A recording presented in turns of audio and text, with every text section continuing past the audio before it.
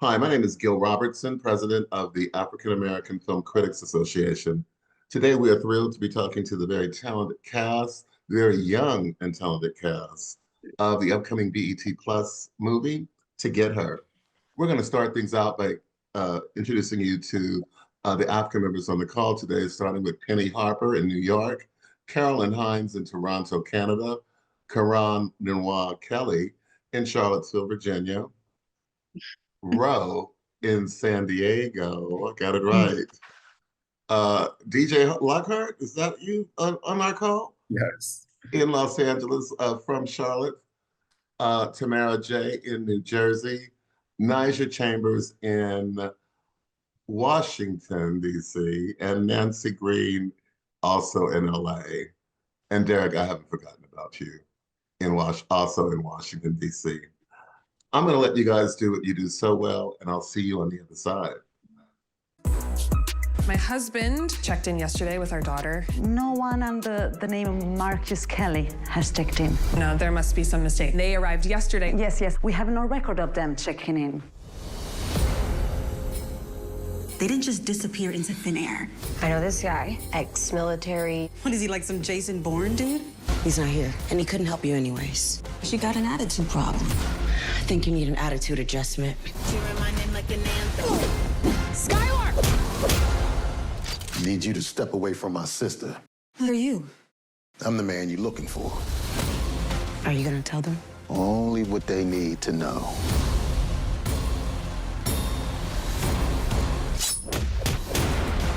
You jeopardized everything. Why everything is out there? I'm getting my daughter back. Hello, this is Karan Lenoir Kelly from Love Music Pleasure and Karanism.com. And To Get Her was full of action and a lot of intrigue and a lot of beautiful places around the world. But the thing that was interesting to me is that everybody had a little bit of badassery and got in on the action. So what was it like for you guys to learn how to choreograph those fight scenes, and to create that air of suspense that carried us throughout the film? I kick the least amount of ass, so you should ask everyone else first. I'll start things off. Go ahead, Jhone. Okay, so this is my first time doing action in a film. So with our stunt coordinator, who also starred in the film China, I wanted to begin working with him as soon as possible. So I started training with him 2 months before we started shooting, just because I wanted to be comfortable by the time we got to Italy. And it was very fun. We did drills and routines that weren't necessarily going to be in the scene, just so I can get my body comfortable. So the role that I played was his little sister, where he's ex-CIA and Navy SEALs, so he taught me everything that he knew. So I wanted to look just as good as him. And it was very fun. It was a lot of fun.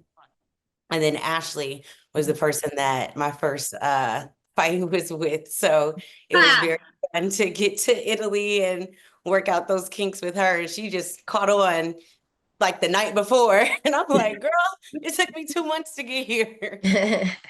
Yeah, well, I just had shot a fighting film not too long before this film. So, and it was also choreographed by China.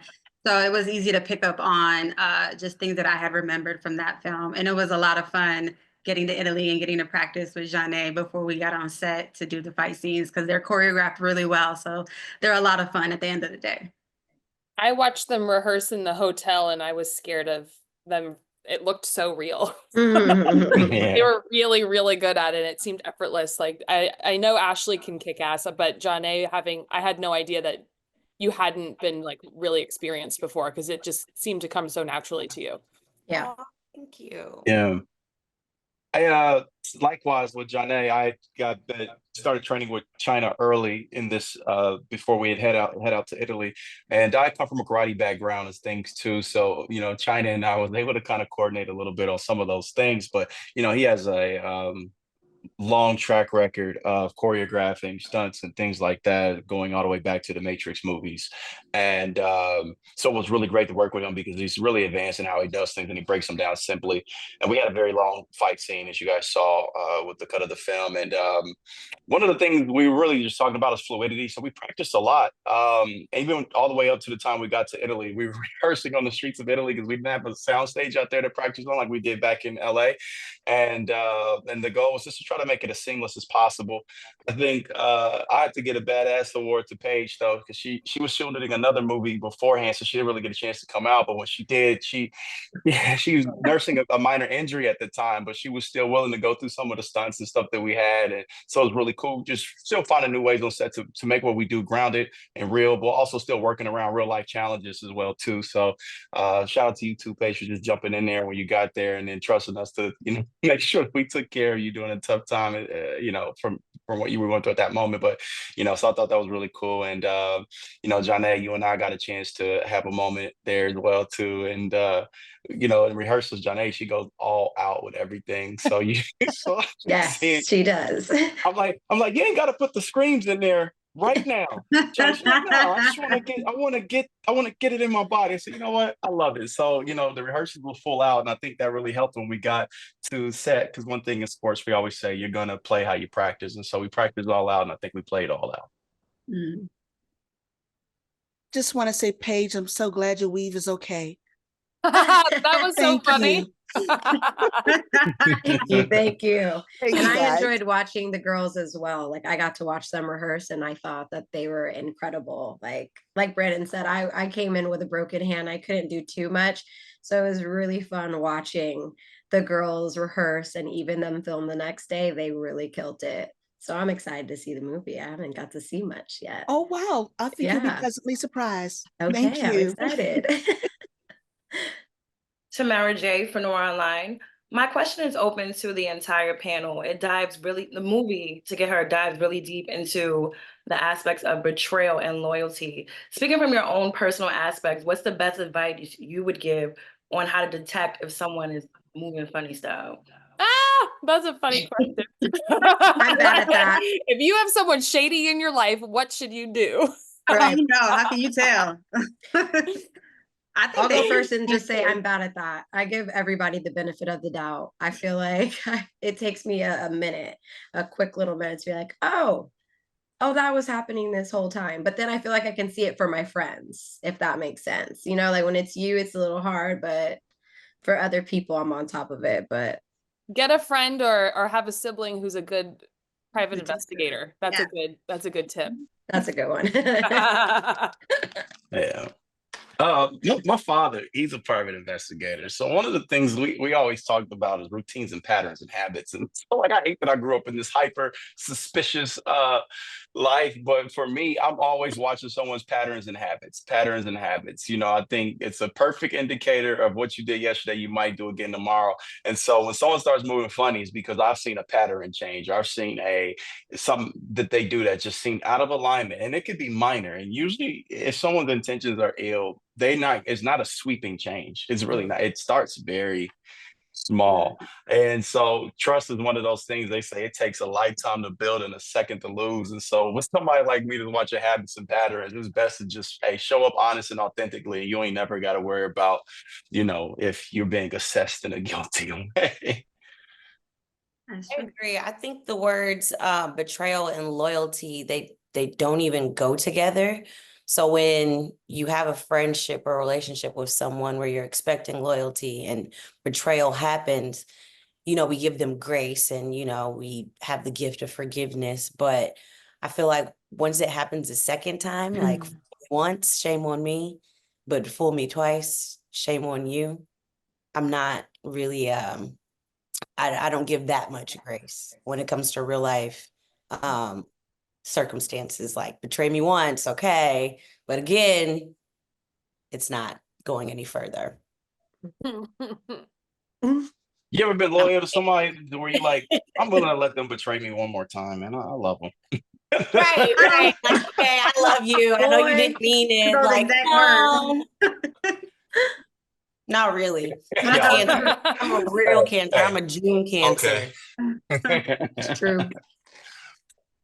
Thank you all. How's it going? Derek Dunn, Reviews and Done. Just a quick question for Amber and Paige, and that is, what most attracted you all to the script? I guess I can start. I got a phone call, like I can't remember. I think I was about to give birth or had just given birth or something. And so, I hadn't been working for many months, and then someone calls and says they've been thinking of me for a project, and it's unlike anything I'd ever done before. The opportunity to go overseas and work with people, like new friends.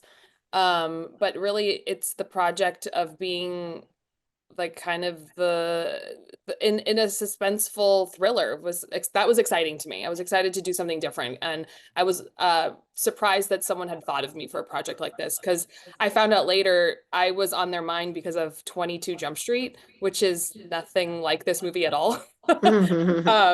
So to know that someone would think of me in a role that I haven't really proven myself in yet just made me feel really good, and I was excited to try and see what I stretch myself a little bit. And then on top of it, we got to go to Italy, and I got to bring my parents and my newborn, and then everyone we got to work with was really talented, and we shot the hell out of this thing in just a few days. I mean, it was really impressive what we pulled off, and it's a beautiful movie. And so I'm just really thrilled that I had the opportunity to make something like this. It's totally new to me, but hopefully not the last. For me, I just, when I read the script, I thought it read incredible. I was like, oh, this is really good. And just with the way the industry has been over the last few years, like I hadn't come across a script that I was like super excited about. And also too, I just thought it was fun for me to get to play somebody who's just a little more of the comedic relief, right? Like I just kind of come in, I support everybody with what they're doing. And so I really liked that aspect of it. And I had a meeting with Damian Douglas, and I just really fell in love with just everything, the production, the way they run things. Like Amber said, we got to go to Italy. That was amazing. I had never been before. Everybody was great. When he told me who was attached, I was really excited about that. So for me, it was definitely more of like her character too, and just like how fun and free she is, and just having those moments. But that's what made me say, okay, I'm coming. I'll second that the script was great too, because it can be really boring to read scripts sometimes, and I read this start to finish in one go, and that never happens. It was a page turner. It was really fun, very suspenseful, and exciting to see where it was headed, and unexpected. So that said a lot for why I wanted to be a part of it too. Thank you both. Hi everyone, Carolyn for Carolyn Talks YouTube and podcast channels. So my question is going to be for Ashley and Amber. So you both play sisters, Jana and Skylar, and I have a sister, so something that I'm always telling my sister about is she doesn't listen to me, and and eventually is like you get proven right. And so the thing that I thought was interesting with this film and with female dynamics in the film is that both of the sisters have desperate jobs. So like one is a real estate agent and the other one seems to be a fighter. Like Skylar has a kind of an ambiguous like backstory. We don't know what she do, but it seems shady. But what was interesting was that it was clear that she didn't like the husband from the offset. It's made clear. So I want to ask you both, like you talked about trust before, but I want to talk about trusting siblings. What is it about siblings sometimes that we don't want to listen to what our siblings say, even though that's the person we should trust and listen to the most? Well, Skylar is a former MMA fighter, so she owns the gym that you see her in teaching the class. So she's not sketchy at all. She's legit. She's got a job. But as far as the sibling question goes, I don't know. I think that I think there's always kind of like a little underlying, not thing of competition, but like, I don't know, you want to listen to them, but you don't want to listen to them. You don't want to you don't want them telling you what to do. You know what I'm saying? Especially if you're like close to the same age and there may be a little envy there for other reasons. But I think oftentimes it's just like, because I know what's best because I'm grown too and I know what to do and you're not gonna tell me what to do. And I think that it's like what Paige said earlier. It's like you can see it from the outside when somebody is sketchy or not right for your sister and you're trying to let them know because you're wise and all these things and they just don't want to listen to you. It's like they're blinded by love and you're trying to tell them, listen, I know what's best for you clearly. I've known you your whole life, so listen to me. And they never want to because they think they know what's best for you instead. Yeah, it's interesting how sometimes we don't want to trust the people who know us the best because we don't want to hear the truth. And it's hard to admit to yourself that you're not being honest with yourself with the things that are in front of your face.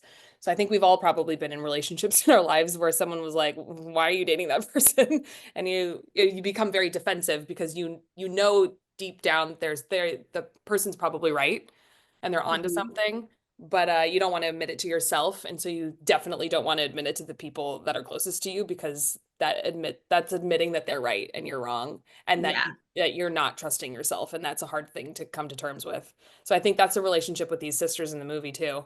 A little bit of that. I mean, I certainly can relate to that. I've got a younger sister, and we're totally different from each other.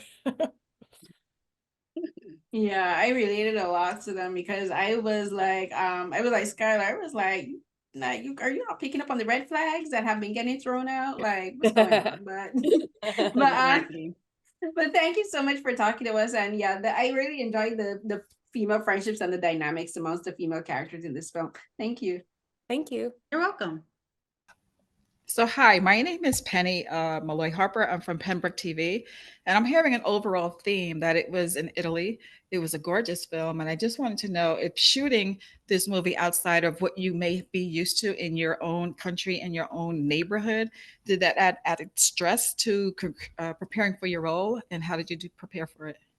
It was not stressful for me. I wasn't Italy. stressed for that. It was amazing. I had a great That's time. good to hear. There's something really fun about shooting on location. You get to know each other really quickly because you only have each other, especially if you're the only people that speak the same language. So you find each other and you're like, let's have dinner together and let's maybe hang out after this and maybe tour around. And it was a really special experience to get to be outside of the US. And we shot on beautiful locations. Our director is from Torino, so he knew all the best places to go, and that's why the film is so beautiful. Yeah. I second that to what Amber said. Because we were in Torino, it was only like a 45-minute train ride to Milan, and then it was an hour train ride to Switzerland. So on days that we were off, we were going to the other places and experiencing, and it really was a great time. Like, I loved it there. I didn't find it stressful. So in between takes, the entire crew is Italian and they're from there. So they speak in Italian. So in most cases, let's say in America, if we cut and in between takes, you can hear what the crew are saying to each other. So you know what to adjust or something that you might do different in this next take. So for them not to speak English, it was more of kind of like, okay, well, let me try this. And it made you trust yourself more as an actor because you didn't necessarily know what they were saying or what was going on. And it allowed for a little bit of your like inner like freeness, like improv, to be like, okay, well, let me try this time and see what they say. But they were really amazing. They didn't make us feel left out or insecure because we didn't know their language or what they were speaking. It was very nice. They made it feel like home for the time that we were there. As far as preparation goes, when you're doing on location, I personally, something that keeps me grounded is I like to maintain the routine that I do in LA. I like to find that wherever I go. So whether it's making sure I incorporate exercise or what I want to eat in the morning or how I want to move or what time I want to wake up. And it was very easy to do that in Italy where we were. So it, like they said, it didn't feel stressful at all. It was easy to incorporate ourselves into our surrounding areas and with each other on off days and all those good things. So I really enjoyed shooting over there. It was very beautiful. Yeah, no, you did. I remember I was leaving out the hotel. I saw you walking one way. I'm like, where you going? He's like, oh, I'm headed to the gym. You found a gym to sign I up found a to out here? gym. She's Yeah, Ashley signed up for a whole gym, had a membership and everything. I She's did. she's in there working out every day. And I'm like, you know what? My exercise was just the walking through Italy. So kudos to you for being on top of that at the time. I totally remember that. So she's No, definitely yeah. stayed her routine. She one night, I forgot what night it was, but you had like a really long day. And I was walking to go get dinner and you were coming back late. And I was like, what are you doing? You're like, I just went to the gym. I'm like, you go, girl. Yeah. Go, girl. It helps keep a good mental space for, I mean, however we prepare the night before or whatever we're doing. It just, for me, routine helps me just fall into, you know, my little bubble of this is what I know I need before I go to work the next day, and not being all discombobulated and stuff like that for myself, because I can And get a little, yeah. And just So so we're clear here, like Ashley's a badass in this movie, but I walked with her to this gym, and this wasn't like a normal gym. This is a CrossFit gym. So like Right. she's in there climbing walls and ropes, doing pull-ups and all these other things. So when you see her in the movie, you know, she looks great, but she's also tackling like non-everyday exercises in her real life too. So it's very fitting for her character, I think, who runs the MMA studio and the fighting in the script, that it aligns with kind of who she is as a person in general. So I thought that was very yeah, it interesting. was a good fit. It was a good fit for sure. Well, it sounds like it was good on location, so I'm glad everyone had a good time. Excellent film. Thank you. Thank you. Thank you. Hi, I'm DJ Lockhart. I'm based in LA and a composer, and this question is for the full cast. You know, as I was watching it, the rapport between the cast comes through a lot, especially in that first act. And are there any moments on set during production or throughout the creative, or are there any creative decisions that help amplify that dynamic? Just our chemistry with each other, you mean? Yeah. I think it was good casting. Yeah. I think for Ashley and I met Ashley in LA at our fittings, and she just hung around at my fitting like extra long just to like hang out. Yeah. And I immediately was like, this girl's I understand why we're cast as sisters. Like, it was so easy to hang out with you. She immediately picked up my baby and was like, I got your baby, you go do your fitting. You know, it immediately felt very comfortable to be with one another. So I think Damien kind of knew what he was doing by picking each of us for this movie, because immediately upon meeting like Jhone and even Branden and Paige, like we all just, I think, got along really well. And it was just fun and easy. I think our personalities all just kind of mesh well together. Thank God. Yeah, no, that's a real thing, because sometimes listen, you're not always promised to like the people you work with. But in this case, we end up liking the people we work with while we're overseas, and it made it a cool thing. Like I knew Jhone for, you know, a while before we did this film. I wrote for her, punched up jokes on the Gen Zone, which is the show she hosts on BET, but previously Fox Soul. And so she and I were friends already. Paige, I had met her at a boxing gym in LA. So I had knew her before I had joined. Ashley and Amber, I met them as we joined this movie. So it was really just, you know, marrying two friendships together, but friend groups together. But I think, you know, Damien did a really good job at understanding the synergy between people and how those would all clash together, and it did work. It was great. So I hope that read well. You know, that you saw DJ in the screening. And then just being super relatable, like Amber said, like I have a sister, she has a sister, so it's not hard playing sisters when you kind of have to fall into certain mindsets when you're in a scene, or how you're gonna deliver a line or whatever. It's not hard to talk to your sister on screen when you talk to your sister all the time in real life and stuff like that. So, and friends, like how you talk to your friends, how you kiki with your friends. So it was great that all of that was we were in sync with all of that, and how we do that in real life, and how it just comes off on camera effortlessly and wasn't hard, and wasn't necessarily a creative choice that was said out loud, but it was just felt. Yeah. I think you guys have the benefit that the way the script was written for me, I had to turn off liking y'all, which is crazy, because like, Right. I'm like, all right, me and Ash, I'm helped her with audition the night before. Right. And I'm like, we all went out to dinner, had lamb chops and some nice Italian wine, and now it's like, I don't know, y'all don't like y'all, and I have to cut that part of Right, me off. But literally. at least y'all all got to have camaraderie throughout the film, and so I think that was really cool for how it needed to be. I think I will say one thing. I'll speak up for Winnie, the girl who played my daughter in the movie. God, she was Girl, great. so cute and so sweet and such a great actress. But I'll also say, like, I felt an immediate connection to just her. Mostly she looks kind of like my daughter in real life. She's the same age as my eldest daughter in real life, and her name is Winnie, which is my second daughter's name in real life. So I immediately connected to this person, and that was just happy, lucky casting too, because she's not even American.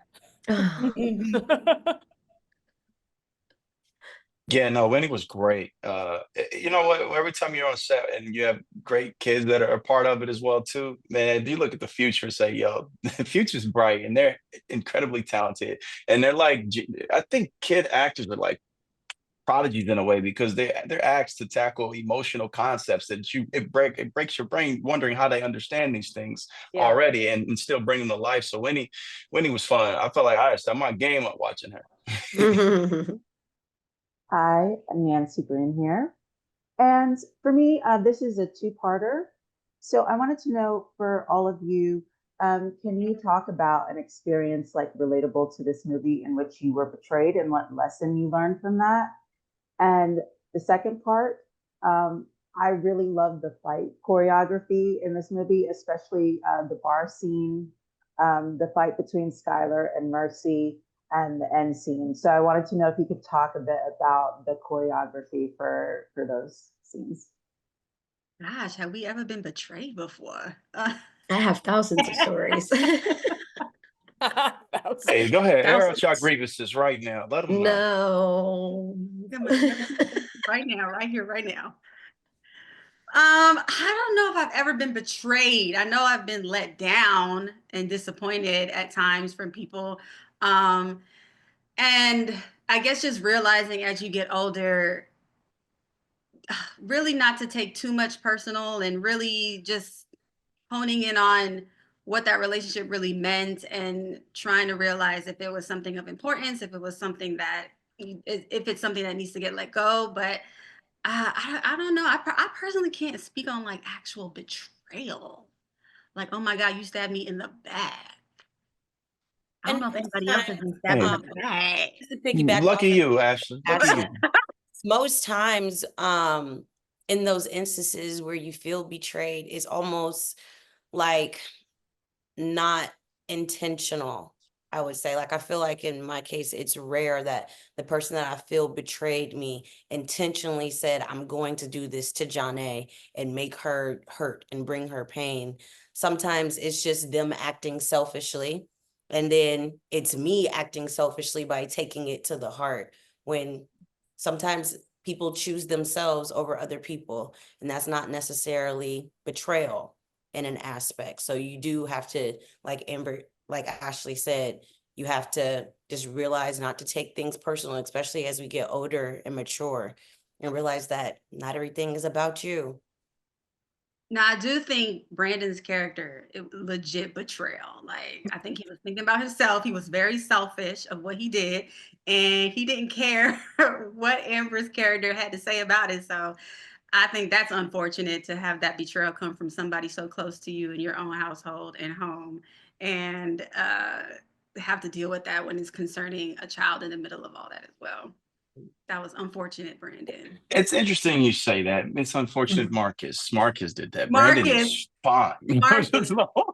But to that, so I think one of the things that was interesting is that I had to, for the character of Marcus, look at leaving my daughter as betrayal. Like Marcus' backstory, you know, he grew up into the world of crime, assassination, and violence because his father was the hitman. These are backstories we talked about that aren't even in the film, but just to co-creating the character. And for him, you know, Winnie, the girl who played our daughter, she's the only thing Marcus had ever created. And I think for him, it would be betrayal to leave her in a world where she wouldn't be protected the best. And under his protection is the best place for her in general. And I think that's what drives Marcus to the choices that he makes, and an honor to keep the one thing he created and not betray his daughter by leaving her in a dangerous world with unqualified people. Really trying to From his justify it, huh? Like with her mother? well, very Can't few justify what you people who did to do my brother, though. very Can't few justify that. villains think that That they're was doing the wrong selfish. thing. You just wanted to rule the crime world. That was selfish. And as far as the fight scenes go, the bar scene was really fun. I think that's the first time I ever worked with props in fighting.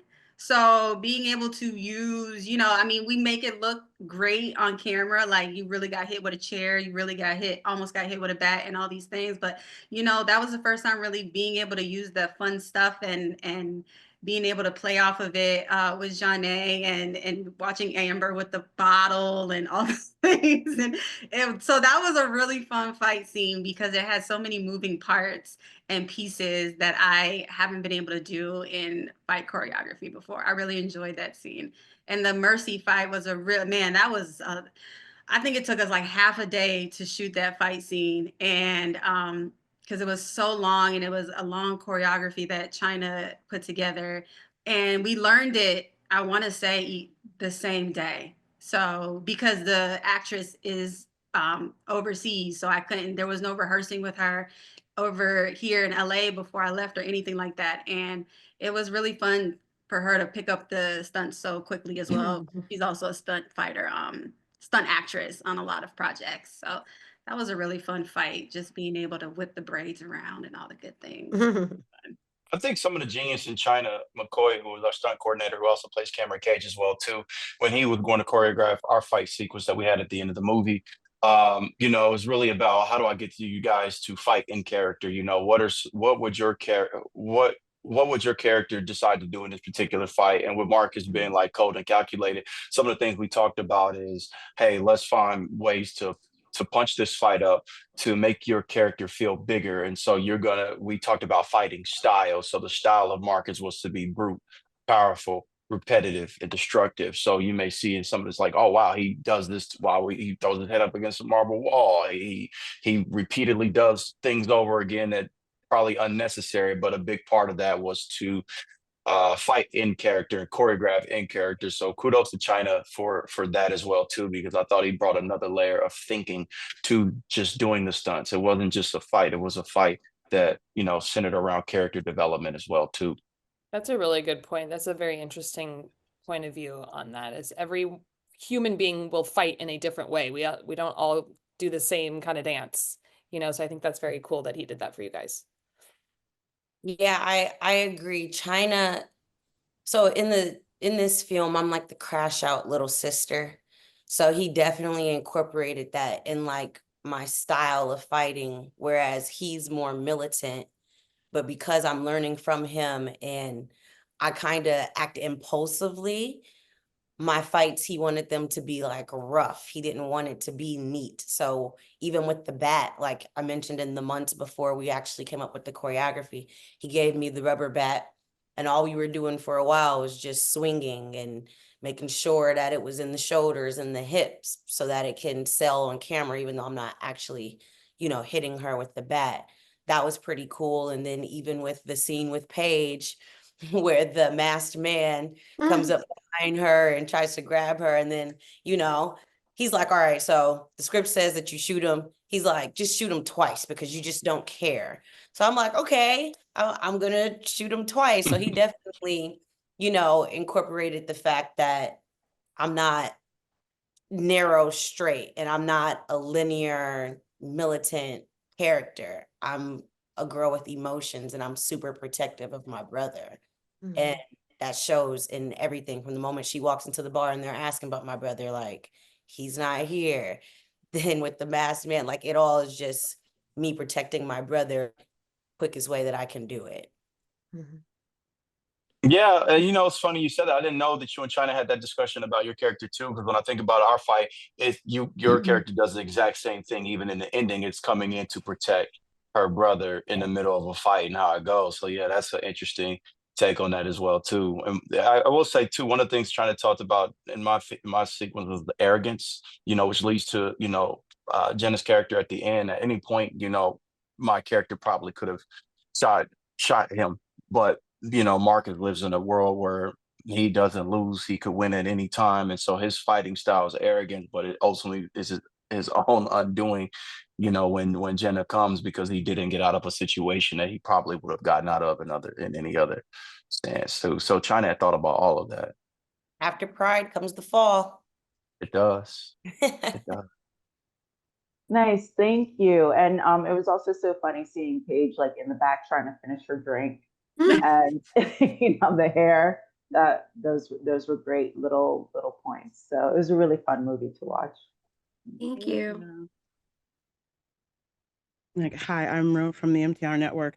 You guys started to kind of lead into what my question was about. It's like not so much just we get to see the chemistry between all the ladies play out and the different worlds and the dynamics. But for Marcus's character, since you don't want us to call Branden the problem, call you Marcus. The way that like the whole kind of like the thriller aspect of the story unravels around as we learn about you and the dips and dives between your characters. But there's a moment in here where kind of the background dynamic, like as it was said, or you try to justify what you did to your wife. They used the relationship you had with the little girl, with the way that you were trying to convince the little girl that what you were doing was okay. And it's the only moment where kind of you get to see the failure of your strategic sociopathy not come through. And I was wondering, like, because you seem to be a very nice and very, personable and engaging person. And they had you play kind of little soft and quiet, sweet unicorn, perfect man. So as you were kind of building out your character and how it had to carry all the other elements, what were you thinking about how you wanted those levels and dynamic to be? What did you pull from yourself? And were there people in your personal circle who should be looking at this movie going, why am I on the screen right now? Because I feel like he's channeling me.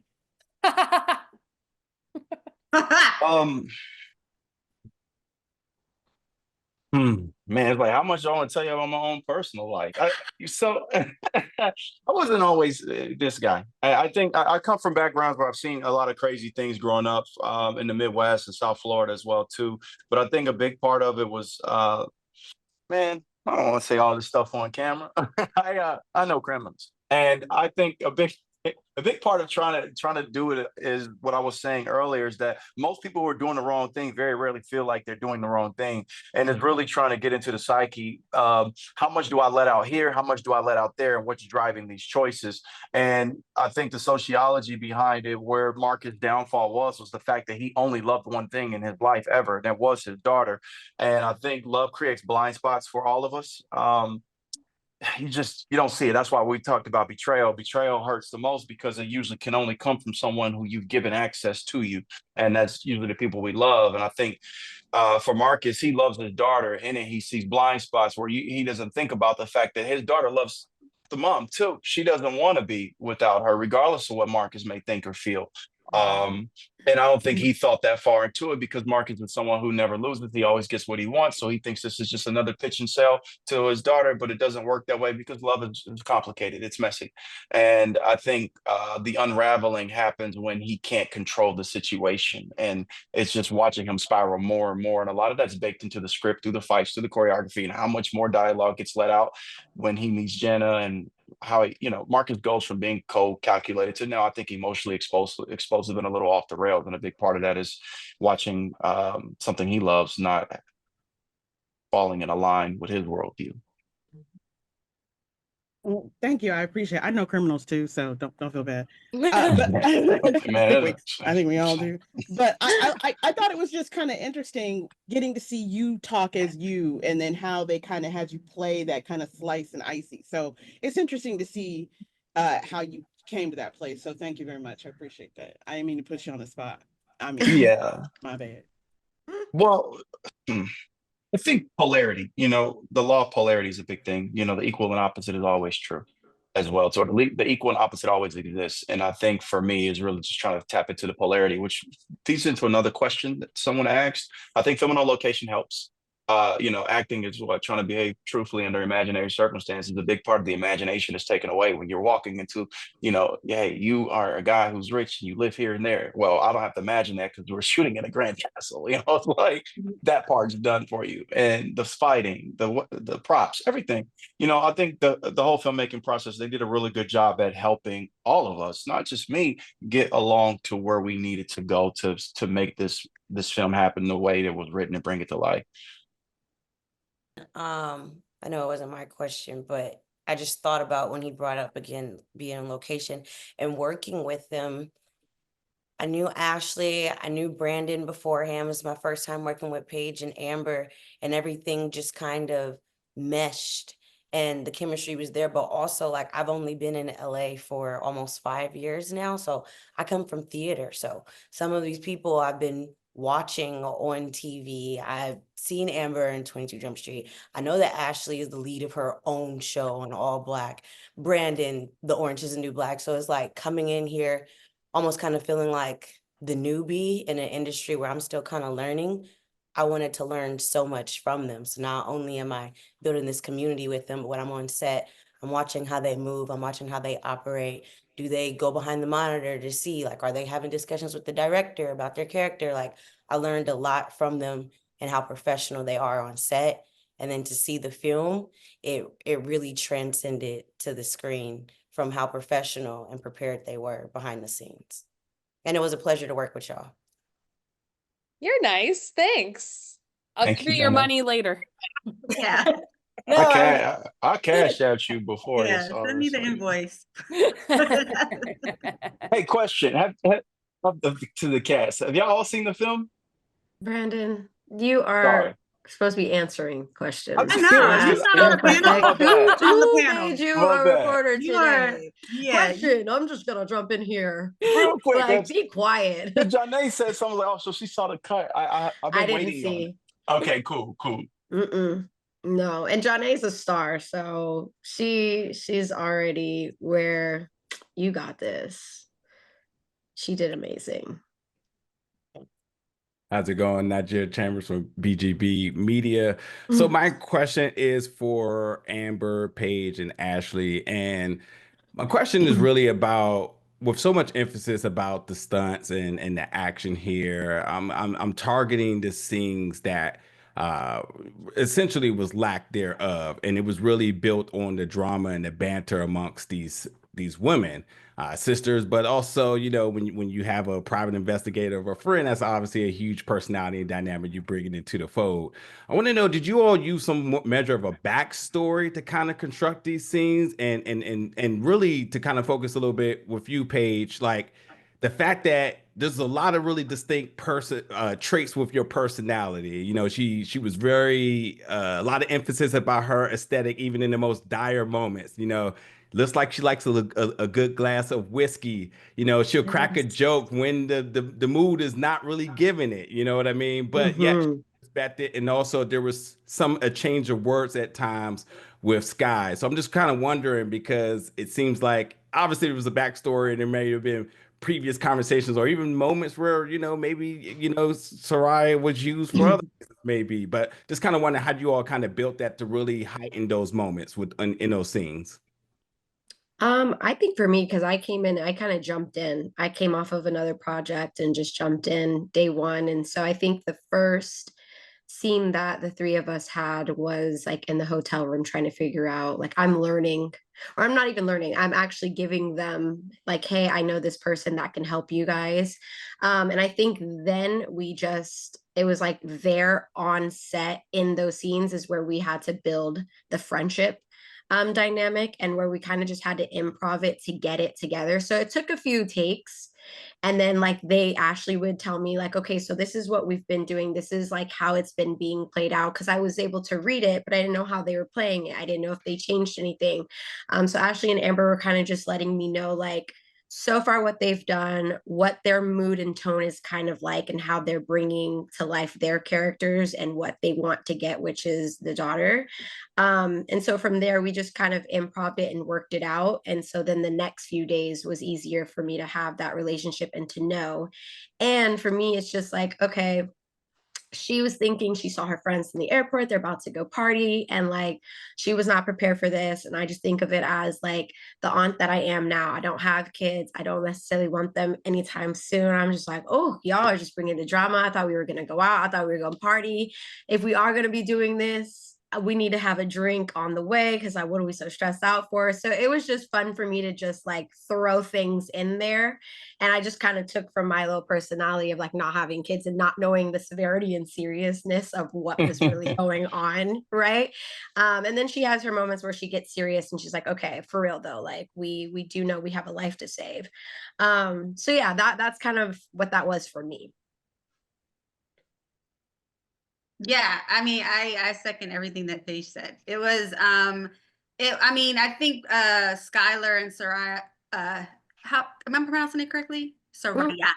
I think Skylar and Soraya are just a lot alike. I think they are, they're the opposite of Jenna. They don't, we don't have kids, we don't have a husband, we like to party, we like to have a good time. We thinking we about to go get some international, and that doesn't end up happening. But we're just like, I think that it was just easy to kiki with Paige on that level of carefreeness, and my sister's paying for everything. I'm just here to enjoy this trip and the perks of it. And we're with our homegirl and we about to have a good time. So I think it was just easy to fall into that because, it's relatable to real life of you going out with your friends and going to a bar or going on a trip and what y'all about to do and what y'all are going to get into. And that just gets interrupted with the seriousness of the baby being taken by her father and being a ride or die for your sister. And like, well, whatever you need, we're going to do it. We're going to get it done. On top of, I already didn't like him anyway. So I'm even more amped up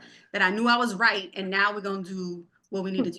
So I think it's easy. It was easy to kind of fall into that without a crazy, huge backstory of where these girls met and, and all that good stuff. I like that about it. I liked how easy it was to fall into it. I'll agree with that. And then for my character, I think the backstory was literally my real life. I've been with my husband for over 10 years. We say in the movie that they've been together for 10 years. They have a 6-year-old daughter. I have a 6-year-old daughter. It was like all I had to imagine was my real life being turned on its head and being put into this crazy scenario. And what would I personally do in that situation? How would I feel? What would I do? What lengths would I go to get my daughter? Even if I was madly in love with my partner. So there wasn't much of a backstory needing to be built on my end. I just jumped right in, and on top of it, that little girl's name was Winnie, and I was like, "Oh, here we go. This is like a deal." That was a crazy coincidence. She walked into the room while I was getting my hair done to meet her for the first time, and my eyes welled up. I was like, "Oh my, I miss my kids. This is the little girl. You look like my kids. You're the one who's going to be gone. I got to come and find you." It was very easy to fall into that for me. Yeah. And as far as the backstory goes, now I remember, I'm so sorry. Now I remember the sketchiness of Skylar and the whole drug money. Now I remember. And so thank you so much. Sorry, Karen, I'm so sorry. But you weren't sketchy. It was just that you had sketchy tenants. I had thank you. Thank you. I was going to get my money. That's right. And so, but stuff like that is fun too. Like when you don't have to handle any of those issues in real life and you get to do it on screen, like Paige was saying, like getting to play something like this, and Amber as well. It's really fun to kind of just play around with it. Even in the moment as you're doing it, to just see, where it can go, where you can take it, and how it feels in your body, as well as other people saying their lines at the same time and seeing how well it meshes. So it was fun. It's actually a lot of fun to do things that you've never done before and have a backstory that you don't experience in real life. Thank you very much. One thing I know about Damien, he loves film, and if I could pitch anything here, I think all of us would agree we would love to see these characters exist a little longer, and it looks like they left some breadcrumbs for possibilities. So, see what happens. Thank you so much for your time. Amber and I were like, we already have the sequel. We were like, listen, we already have the sequel. Let us know. I forgot about that. Let us know when you're ready to shoot it. We already know where this can go. Trust me. And everybody comes back. I forgot we did that. Including Would either of you be friends with your character? Hell yeah. Hell yeah. Yeah, and she's going through a lot in this movie, a lot of drama. She doesn't seem that much fun, but yeah, I'd hang out with the character. Paige, Jhone, Amber, Ashley, and Branden, we thank you for your time. We look forward to supporting and following you with this project and many others. On behalf of the world's largest group of Black film and TV critics, again, thank you. Have a great Memorial Day weekend, and we hope you enjoy this edition of AAFCA Roundtables. Have a great day. Thank you. Thanks so much. That was great. Take care. Thank you.